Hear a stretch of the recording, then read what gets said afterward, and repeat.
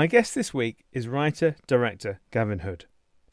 Growing up in South Africa, Gavin fell in love with the silver screen and followed his dream to Hollywood, achieving both commercial and critical success with a diverse set of directing and writing credits.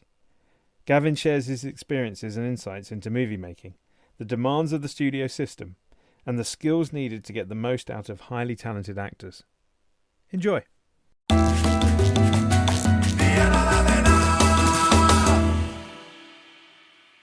Hi, Gavin. Welcome to the pod. Hi, Danny. Thank you so much for having me. Oh, my absolute pleasure. I think we'll jump in at a moment in your career that was sort of in the early days. You got off to an incredible start with Tsotsi, and that led in the end to an Oscar win, which is incredible. And when you got started, could you ever have imagined that you would have ended up at that Oscar night? I mean, I presume you went to the Oscars. No, I did. And the answer is, of course not, no. When this book was sent to me by a producer called Peter Fudakowski, British producer, and this book kind of landed on my desk from Peter, and it was just such an opportunity to make a little film in the language of the streets that, frankly, none of us thought would be seen outside of South Africa. I just hoped it would be good enough to get a theatrical release in South Africa. Please will people watch this? But it was made from the heart. I think everybody involved was trying to deliver something that was emotionally honest and well acted. And then, lo and behold, something you cannot predict, it finds an audience. And it began in Edinburgh, actually, at the Edinburgh Film Festival. A representative from Miramax happened to be a buyer in Edinburgh. And she saw the movie and really liked it and made us an offer, I won't say what, on that night. And we had this huddled discussion with Robbie Little, who was our sales agent. And we all going, well, Robbie, we're taking this offer. I mean, we've got an offer for our movie. And he goes, whoa, slow down. We're going to Toronto in 2 weeks. If we've won the Edinburgh Film Festival, all the buyers will be in Toronto. Yeah, but what if Miramax goes away? What if, just relax. So 2 weeks later, we went to Toronto Film Festival. And lo and behold, we win the Audience Award at Toronto Film Festival. You can't predict this stuff. I mean, just, once in a lifetime kind of luck, really. So the audience loves the movie. And of course, in Toronto, if the audience loves the movie, the buyers love the movie, because what are we making films for if not for an audience? And then the bidding war started. And we started getting offers from other, I won't say who, because they didn't buy it in the end. And I'm deeply thankful to Daniel Batzek at Miramax, who was running Miramax at the time. It was his, I think it's fair to say, his first kind of purchase as the new head of Miramax. So I was dealing with Daniel, who was lovely. And the truth is their price went up by double, and they still stuck with it, and they bought it. And then they really backed us. And again, that's the thing as an artist, you do your best, but without the support of the marketing folks and the distributors really getting behind your film, you're helpless. So again, thank you to Miramax and Daniel for backing the film and then taking us all the way to the Oscars. Great night. We went to the Golden Globes, and we were nominated for the Golden Globes, and that was a fantastic evening. And I'd never been sitting at a table with sort of famous people, and of course we didn't win. Hani Abu Assad won that night. I congratulated him, gave him a huge hug, and then on the night of the Oscars, he was sitting right in front of me. And when Tsotsi was announced as the winner, Hani got up and gave me a huge hug. And the point of this is that I have such mixed feelings towards competitions for films. Because on the one hand, I wouldn't have a career without the festivals and without the Oscars. And on the other hand, this is not athletics where the first person across the finish line is the winner, is it? It's art. So who is to say that my film is better than someone else's? I think what these competitions do and why they're indispensable is they expose young talent and films that might not find a way into the marketplace in ways that I don't think there is any other way. So I'm very, very grateful, but it is weird to feel you're in competition with other artists. It's just weird. So you were in Hollywood for the Oscars, and then you made a more strategic or significant move to Hollywood in terms of being a director. And I think Rendition was the next film. So that is then on another scale. Was that daunting? Did you think to yourself, wow, this is a big step up because it's a big film. It's a significant film. It's got really strong talent. Thanks, Danny.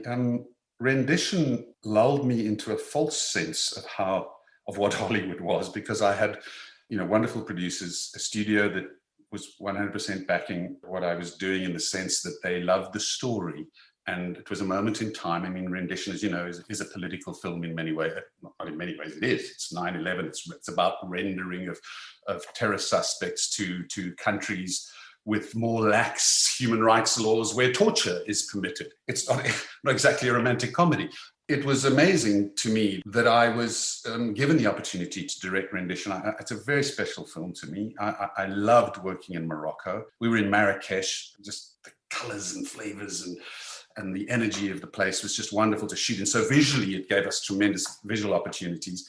We made that film. I had great producers. And then I was, after that, I was approached by the lovely and wonderful Hugh Jackman, who'd seen Tsotsi and loved Tsotsi and was about to sort of go on his Wolverine series, if you like, as the lead, having been in X-Men, which was more ensemble. And I got this bizarre call to go and meet Hugh Jackman. And I met him at a hotel in Hollywood. And Hugh was just delightful. And I said, Hugh, why am I the guy for this? And he said, well, I really want a performance director who can understand this tension between rage and gentleness. And that's what Tsotsi does. So if anybody wonders how you go from Tsotsi to Wolverine, ask Hugh Jackman. And of course, my feelings about that film, I hate to say, are very mixed. On the one hand, I loved working with Hugh, nicest man you could possibly meet. I had this idea that we were dealing with a character who has these claws, which is a metaphor for a kind of soldier, which I'd been drafted into the military when I was 17 and lost a dear friend in the war in Angola and was very angry about it. So I understood this inherent rage against violence and system and so on. And so my thought was, we're making a film about a guy who's capable of great violence and lashing out with his claws, but really wants to withdraw the claws. I mean, literally, you see the movie, the claws go back in. The rage is calmed. What he really wants is not to be angry. And I thought that was a very interesting character for a big mainstream movie. So I'm getting all into that kind of indie headspace about making a movie about a guy who wants to lash out at the world, but really wants to withdraw his claws and be away from it all. And then, of course, and I don't want to, I'm very grateful for my break on Wolverine. I'm very grateful that it gave me financial stability, because up until then I was living in a one-bedroom apartment in Hollywood. They give you an Oscar, but you can't melt it down for gold. The studio was obviously, understandably, skeptical about whether I could handle a film of that scale. And so the way they set it up was, you'll handle all the drama scenes with Hugh, but someone else is going to direct all the action, a man called Peter MacDonald. And that, to be honest, was hard, because up until then, I had understood the role of the director to be the captain of the ship, in my perhaps naive arrogance coming from an indie world where I wrote, directed, was captaining my own little ship. And suddenly here I was on this enormous Titanic ship, if you like, and not able to wrap my arms around the whole thing, not allowed to wrap my arms around half of the project. So I always feel that there's sort of a difference in visual style, and at one point it was, I don't even know if I should be doing this. And my agents were saying, you can't leave. If you leave, you'll never work in Hollywood again. So that's my Wolverine story. I think Hugh is remarkable. I think his performance does capture that. And Hugh always does that so well, capturing this real humanity, and then the anger and rage at the world. And of course, we were also at that point sort of hamstrung by the idea of being PG-13, which is interesting because you're dealing with a fan base that really wants a lot of rage, and you have to contain that. And then ultimately, Hugh went on to make other Wolverine shows that were R-rated. So I think we kind of broke some ground on that. But look, I learned an enormous amount on that show, enormous amount about visual effects, and I'm very grateful for that. I'm very grateful for that kind of break. The other problem we had was, of course, there was a writer's strike. So we were shooting that movie without a script, and we would get pages the night before, and they would arrive, and then the actors would go, "What is this?" And we'd sit in the trailer trying to work it out. I swore I'd never be in that situation, and I never have be in that situation again. Getting pages the night before was crazy.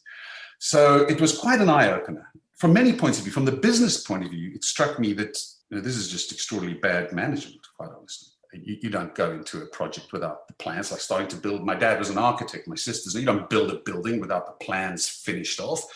But of course, business-wise, again, they were backing into a release date. And this happens from time to time. We've all heard these stories. The film's got to be released on this date, whatever, somehow we're going to stumble through. Later, I made a film called Eye in the Sky, and that was kind of a homecoming to go back to working on a script until you had it really where you want it, the way you should do it, really where you want it to be, then go find the cast. There's no release date that you're backing into. And that's easy to say. If you're a studio, that's not so easy, because in order to keep that studio afloat, you simply have to make a certain number of films every year. Whereas an independent filmmaker makes the film when he or she is ready. I didn't mean to go on about that, but it's just a juxtaposition of the pressures that studios are up against, which is to keep producing output to pay the overhead on a staff, and the versus people like me. People, how it used to be. Got to keep paying those salaries. Got to get the product out. That's not how we made a film like Tsotsi. Tsotsi didn't have to be made. Eye in the Sky didn't have to be made. Official Secrets didn't have to be made. They were made because the people behind them wanted to make them. Really wanted to make them. And those films are harder to raise money on, but are usually more fun to make. So that was the interesting thing about arriving in the real belly of the beast with Hollywood, was when you were making a film for a big corporation that's understandably very nervous because the entire studio can survive or not survive based on these tens of millions of dollars that they're throwing at this particular product. And so there are a lot of opinions and a lot of nervous people. And that's what I wasn't used to. I wasn't used to the level of fear, the level of yelling and screaming. It's interesting to see the way Hollywood is changing. There was nothing on Wolverine that was at least not that I ever knew about, that was anything to do with sort of sexual abuse or anything, but there sure as hell was a lot of verbal abuse. I got plenty of it down the phone from people who shall be unnamed. And finding that I was in the middle between producers and studio executives who hated each other. And you're feeling this is not a way to bring your authentic emotional self in a pretentious way to a piece of work. This is an attempt to navigate a lot of neurosis. And I found that quite difficult. But of course, it was because I was younger and naive and didn't really understand the tensions that those executives were under. And they are. I now understand much better the pressures on those executives who are signing off on large amounts of money and whose jobs and the jobs of hundreds of other people in that studio depend on this particular work succeeding. It's very interesting. And I do think, therefore, as a director, I'm proud to say, I've never been put in director's jail by the completion bond companies because I've never blown my budgets. And you do have a responsibility as a director, both to your art and to your investors and to your budget. And I also think that having a budget and a box actually helps you. It's not a new thing to say, but sometimes knowing what your parameters are allows you to create almost more effectively. This is the box, this is the toolkit. You got to make this thing within those parameters. And then everybody knows where they are. So I do work very closely with my line producer and my producers and my investors to make sure that we're all going to deliver an experience that is as stress-free as possible, having lived through a particular experience that was very stressful. It's interesting. I mean, there's no doubt that on the business side, when you're doing your deals, you have a certain volume, certain expectations of what that output looks like. So everything does rely on a flow of product of a certain scale for Right. the whole edifice to stay in place. And the theatrical guys will probably say something similar in terms of the way they're set up with all of their people. They need a certain amount of volume. So you're right. It is. And it's that constant debate about art and business, and the movie business is where art meets commerce. So it's fascinating to hear the other side. Look, we both know that there's a balance because, of course, there are the horror stories of directors who run away with the investors' money, doesn't go over budget, nearly bankrupt studios, in the case of United Artists and Michael Cimino with Heaven's Gate. So I think as a director, you do have to know that you are in the film business. And so it's a question, but you've got to be very careful as an artist that you don't lean so far in the way of the business that you lose what I think ultimately is what people are buying, which is authentic, emotional, moving stories. That's the product. You did then move into a different genre, world of sci-fi with Ender's Game. Yeah. And so again, it's really fascinating to see that you haven't stuck to one type of filmmaking, but have moved into different genres. Must have been again another set of challenges, because that's a very FX laden movie and you're working with young talent, so you've got to get performances, and at the same time you're dealing with all of the moving parts, and you've got a superstar in Harrison Ford as well. So there's a lot going on in that film. Yes, Enders is a very interesting kind of it's almost a hybrid of a Wolverine and Indy. It was a huge independent film, actually. And the challenges on that were interesting, because the challenge on that was that one of our investors went bankrupt during the shooting. Nothing to do with us, I'm pleased to say, but to do with investments they'd made in an animation studio in Florida.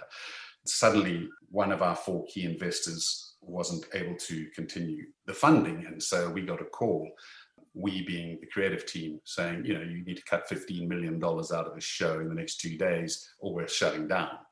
And we'd barely begun. So that, I remember sitting in a boardroom, talking about the business side with my entire crew, my DP, designers and so on. And we call it like our war room, all the storyboards around the wall. So, well, what are we pulling out of this?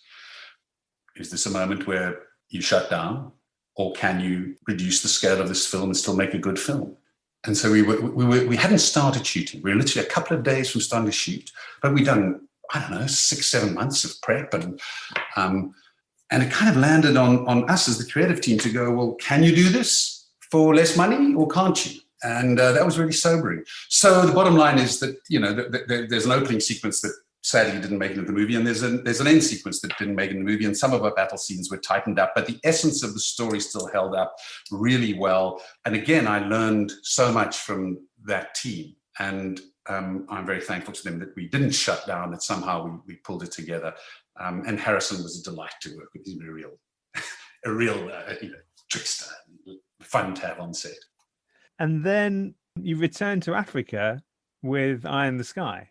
I thought that as somebody from the African continent, you had a real insight and instinct for portraying Africa in all its dimensionality, not just visually, but in all the moving parts. I thought there was so much nuance in that film.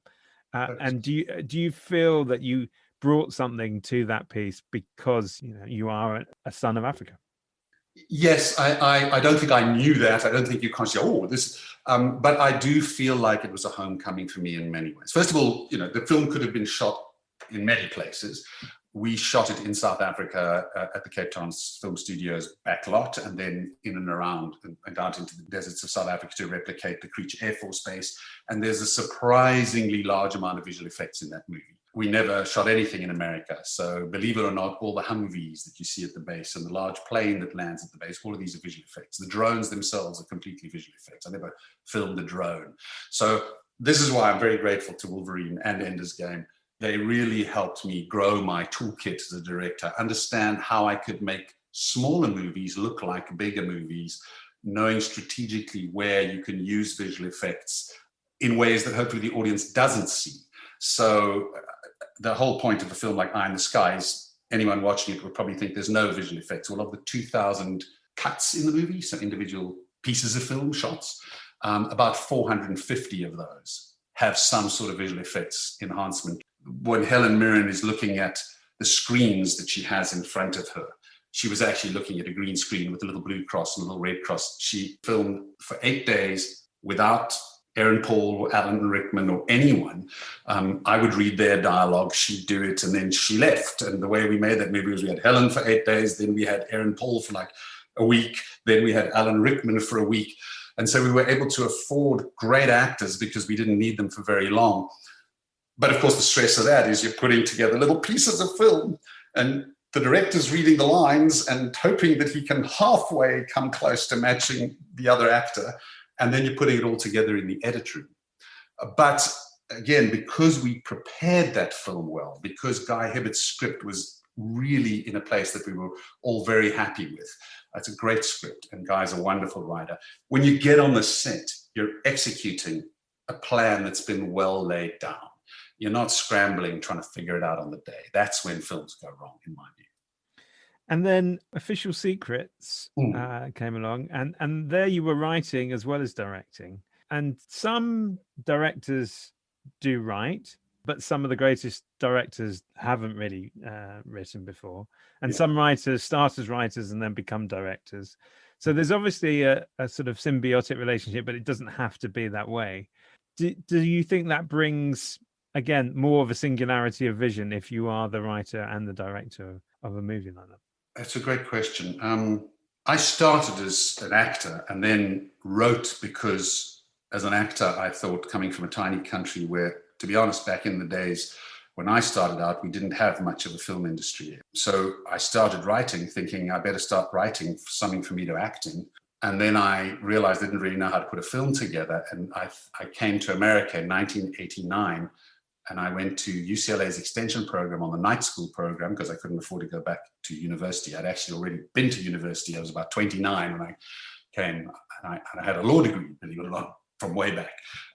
I came and studied screenwriting and directing and cinematography as a way of saying I really needed to learn the craft of the writer-director, mainly because in my country there were not many people writing movies and there were very few movies getting made. So for me, the writing process, I like either writing or being involved with the writer early on because it's preparation for directing. If you really have rigorously gone through the scene and gone through the scene and gone through the scene as a writer, you've worked out the rhythm and the beat and you know how you want the actors to perform it and where the moments where you hold for a moment on, where the climax is and so on. When you get on the set, you've done so much prep. You're not looking at a scene for the first or second time. You're looking at it for the 100th time. And now it's about executing a vision that you've been developing through the writing process for a long time.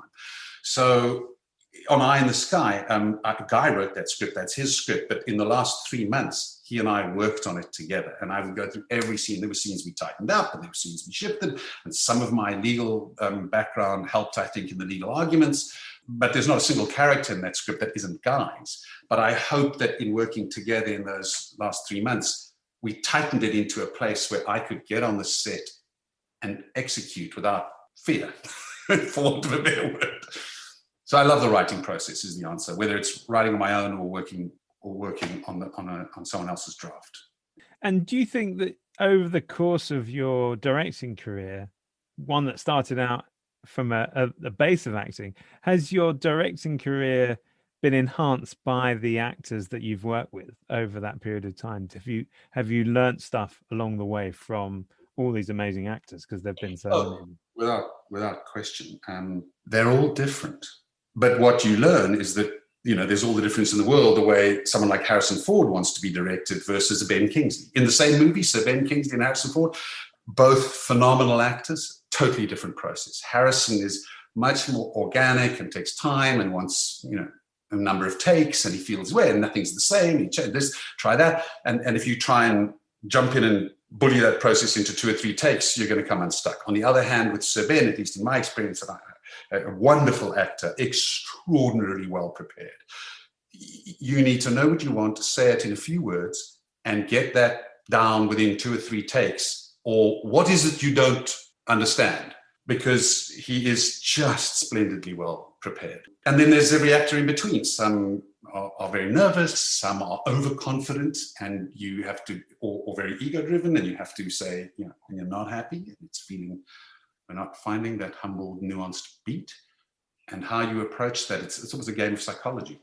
It's ironic that we make films about people in conflict. I mean, drama is conflict, is the cliche, right? Well, why are people in conflict? They're in conflict because they see perhaps the same situation from different points of view.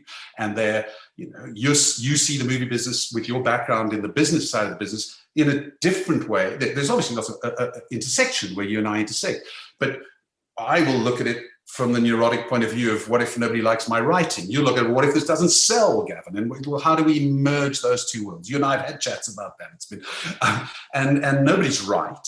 So ultimately, it's about being willing to listen to the other person. Well, what is acting? Great acting is great listening. The best shots in movies are usually the reaction shots, not necessarily the line. It's the way someone else responds to what's being said, and not just what's being said, but how it's being said, what tone of voice is being used. I can say, to hell with you, or I can say to hell with you, and it's a totally different meaning. So, and everything is about nuance. Everything is about subtlety. And great actors understand that. And so a director needs to be able to both listen to what that artist is bringing and then also persuade them if they feel they're in the wrong direction, as opposed to just laying down the law. You won't get the best out of your soccer player or your actor or your member of staff in any office if you don't allow a to and fro. But as a leader, as a manager, you also have to ultimately say, folks, this is the direction we're going. I've heard everybody, and that's what we're doing. So it's just ultimately another form of management, really. One of the big debates in the industry is about the changing nature of the way that movies in particular are consumed. So we've got streaming, and that's playing a much bigger role in the way that people consume movies. And we've been through a process through COVID that has really exacerbated this move to movies being released direct to streaming without a theatrical release. But it'd be really interesting to get a perspective from a director. How important is a theatrical release for the sort of movies that you make? And I'm not talking about from a commercial point of view, but from the idea of having it seen by an audience in that environment. And should that be protected? Or actually, do the benefits of streaming that allow a movie to reach a much wider audience much more quickly mean that actually that trumps that creative need for a theatrical release? Wow, that's a brilliant question, Danny. And I know there's no easy answer to this. Let me start by saying that for me, I miss and love the collective experience of sitting in an audience, surrounded by other human beings, being presented with something on a big screen. It's like going to the theatre. I began in the theatre because there was no television in South Africa until 1976, none. The apartheid government didn't want it to be seen. But so my experience of visual entertainment was film, and we would rent 16 millimeter films. And that was my access to the outside world. So I was watching films that my dad and mum would rent 16 millimeter, and we'd watch it, hang a sheet on them, go over the curtains in the living room and watch movies. And so this television was a totally foreign thing. So bear in mind, 1976, I was already 13 years old before I saw a TV set. I'm like a kid in America out of the 1930s, who then got launched into the future, and it's been a shock ever since. I have a nostalgia for the cinema. One of the first films I ever saw, ironically, was a South African film called A Lollipop. I have always been drawn since that day to foreign films, to stories from other places, and seeing how the people around me are being affected by that film is part of the beauty of the experience, which you don't get sitting at home by yourself. However, we now have these enormous televisions with brilliant surround sound, and frankly, I do like to just sit down sometimes and not have to deal with something chewing with popcorn in my ear and just watch a movie. So I'm torn. I think, back in the day, you needed to go to the cinema for a really good technical experience of the quality of the picture. Today, we can have that in our living room. And somehow these two things need to coexist. I hope, COVID doesn't resurge. I mean, who knows where we are. But I do hope that we can have that collective experience, because there are some films that just want to be seen with other people. The great thing about streaming is I think many more people in different countries are watching stories from other countries. I remember being told when I was trying to raise money for Tsotsi, and I was going to do it in a foreign language by a potential American buyer, and he said, "Gavin, Americans don't read movies, we watch them." Well, that's not true anymore. I'm so pleased about that. Americans do read movies, they watch foreign movies, and streaming has actually done more for that than the limited theatrical release in New York and LA, where now anyone in this vast country can watch a foreign movie. So I'm actually a fan of the whole way television is going. Well, this is the point in the podcast where I ask my interview guest for their lockdown film, book, music. I've used the word album in the past, or in recent past, and people have pulled me up on that. So I'm calling it music. It could be an album, it could be a playlist, it could be a single, it could be any version of that particular medium, and the TV box set.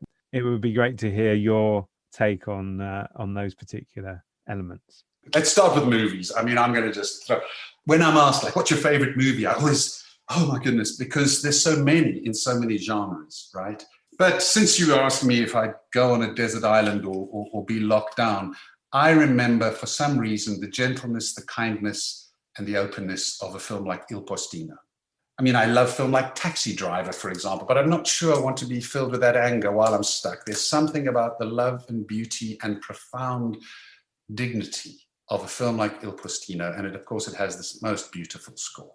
And that was what, 1994, and that was before Tsotsi, early on in my journey, a foreign language film, subtitled, simply told, beautiful characters, that I thought, wow, it is possible to tell a beautiful story on film at a relatively low budget. And maybe someone from a faraway country like me in Africa could, this is long before I ever even imagined I might arrive in this strange town of Hollywood. I am still inspired by independent films like Il Postino, where the heart of the story is human interaction and human respect and kindness. So that would be my movie to watch over and over again. Book, that's a tough one. You know, it ranges from God Is Not Great by Christopher Hitchens to be pissed off at all the way that religious madness sets us apart, and my desire for sort of human kindness and what we have in common. But let's not be so extreme. I was raised by parents who grew up in the theatre, as I say, without television. My parents were actors when they were young. And please don't laugh at this, but I played Lady Macbeth at the age of 13 in an all-boys school with an amazing English teacher in the school that was all about sports and science and rugby. And here we had this amazing teacher called Michael Stalley, who introduced me to the joy of Shakespeare and also to questions of identity, because I remember he asked me to play this role. And of course, I got teased mercilessly for playing a woman. And I went to him at one point and I said, Mr. Stalley, I can't do this. I'm not doing this. He said, why? Well, I'm not a girl. I'm not playing this role. And he said, Gavin, you don't understand. The greatest actresses in the world would give their eye teeth to play this. I said, yes, but I'm not an actress. I'm an actor. Ah, he said, you should walk in other people's shoes. That is the point of being an actor. It's not to just reveal who you, and this is interesting in terms of where we are now. What is the point of acting or writing or directing? Is it only to express who we are, or is it also to explore who other people are? Album, single, playlist? All right, we go quickly to two of my great heroes, Johnny Clegg from South Africa and Nelson Mandela, obviously, who I had the great privilege to meet. And Johnny was also a friend of mine and has passed away recently, very sadly, an extraordinary man who crossed cultural boundaries. And Nelson Mandela, and the two come together in a song called Asimbonanga, which means we have not seen him. Asimbonanga. It was a story Johnny wrote when Mandela was still incarcerated on Robben Island. And it became a kind of anthem for my generation in South Africa.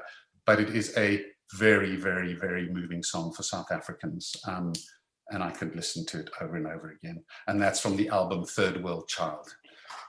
A great, great album. And then, what was the other one? TV. Well, we can do that one quickly. Yes, I've said Our Boys since I just watched it, and I could watch it again and again. An extraordinarily complicated subject, dealing with the Israeli-Palestinian conflict. I mean, really tough. And the acting and the writing, and the performances, the direction. It is the only show that I've binge-watched from start to finish over. I mean, I fell asleep. I had to wake up the next day. I watched that show, 10 episodes over 3 days.